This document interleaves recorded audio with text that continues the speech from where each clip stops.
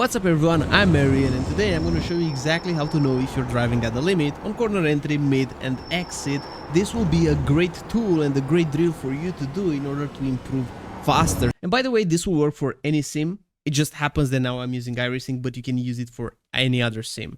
And stay with me, this will be worth it because you have to ask yourself, what does driving at the limit means? You have to drive at the limit on the braking, on the cornering, and on the exit phase when you're putting the power down. There are a lot of G-forces going on, and if we can measure these G-forces and we can compare, we can know if we're driving on the limit, under the limit, or over the limit. So this overlay is measuring exactly that. Look, if I'm gonna brake in a straight line, you will see the yellow dot moving forward because the weight moves forward, and you will see the G-force.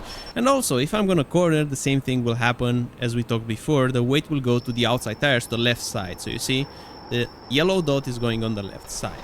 Now, driving under the limit in real life means that you will for sure feel less G-forces, at least in the phase of the corner where you're driving under the limit. So if I'm gonna brake under the limit here in this corner, look, 1.2, 1.3 on the G-force meter. And that was my corner entry. But if I'm gonna be a little bit more aggressive, really try to find and push towards the limit, you see, I had a lot more. And is this the limit or not? Let's try one more time because maybe I can go even harder on the brakes. 1.7, 1.8, going close to 1.9 on corner entry alone. Now I'm gonna drive under the limit and I want you to watch the G-force meter on the entry, mid and exit, see the forces that I'm generating, and we will also see it in the delta just in a moment, because now I will try to push more to be more close to the actual limit, both on the entry, mid and exit, and let's see if we can also go faster and if the G-meter improved. Now let's see them side by side going into the braking, pausing it now. You see on the left side, G-force is 1.4, on the closer to the limit attempt it's 1.6, and we already start to gain on the delta. But now when we go in the mid-corner phase, you will see something interesting. If we pause it right now, you see that we're losing that time. Even if it says closer to the limit attempt and it was faster, you saw it, in the mid-corner phase, it's still under the limit. The previous attempt was more closer to the limit. Funny enough, you see in the G-force meter 1.9 on the left, 1.8 on the right side. So that's why we're losing lap time around here. And this can be a great tool to actually pinpoint these weaknesses, because you might have a weakness in just one phase of the corner, not in all of them. And this is exactly what is showcasing right here on the right and left side.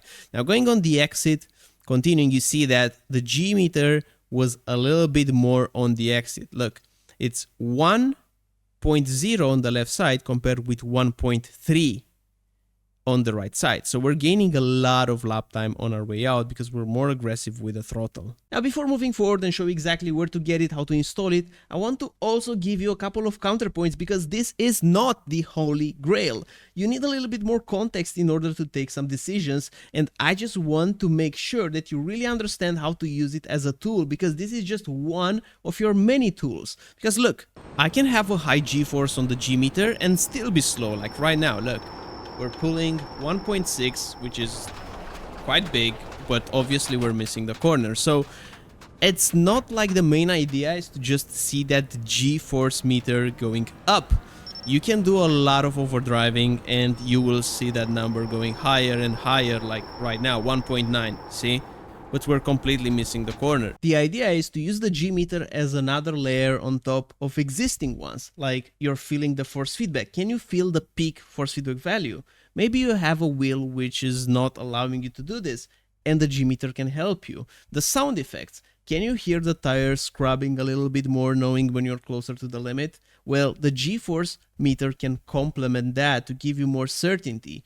But for many of you, it will work quite well, because I can tell just from my coaching students, I just see it all the time. A lot of drivers are under the limit in one phase of the corner. Maybe not all of them, but in just one.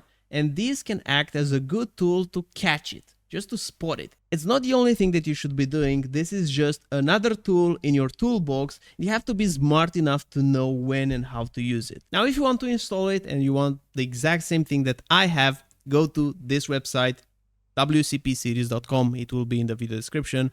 Go to simhub HUDs, and you can find here a lot. And the one that I'm having right now is, I believe, this one right here. This one. You click on view, and then you can add it to your cart. But the thing is that you can put it here for free. Like, you can give them a tip if you want, but if not, put it here free.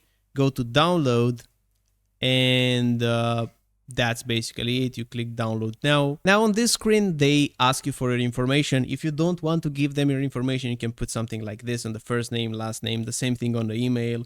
Complete order, and when you click complete order, then you will have a link to download, and that's it. That's the first phase. Once you download it, you will see a zip file. Inside it, you will have two folders, fonts and SimHub. For fonts, you just want to manually install these fonts. Just double click on them and then click install. And for SimHub, you want to open the folder, take all these contents and copy them. We're gonna paste them in our SimHub folder. So you go to your SimHub folder, that's generally under program files x86, and you just paste them here. And that's basically it. Now you want to open SimHub, and you have to do one important thing because otherwise it won't work. So if you open SimHub, you go to Dash Studio under overlays, and here you will find your overlays. But you will, if you try to just launch it from here, besides doing anything else, it won't work. You won't actually see the G-forces. So you have to go here to add remove features and make sure that you have the controller input enabled. Also, keyboard input enabled. You need to have this checked. Now, if you have them, all you have to do is to go here, click new layout. You will see the overlay that you've downloaded. You click OK, and then you will have this screen. You click on force visible. Now for the overlay to appear, you just have to drive the car. If you're not driving, the overlay won't appear. So if I'm gonna press the throttle, look, it's in front of me right now. But you notice that it doesn't show the G meter. That's because you have to press the F key on the keyboard. So if I'm pressing now F key, look, it's changed to this one. And that's basically it. That's how you install it, that's where you download it, and that's how you configure it via SimHub in order to have it on your screen. Don't forget about pressing the F key, and also don't forget about pressing the like button. And if you found it useful, also consider subscribing. I'm looking forward to see you on the next one. Bye bye.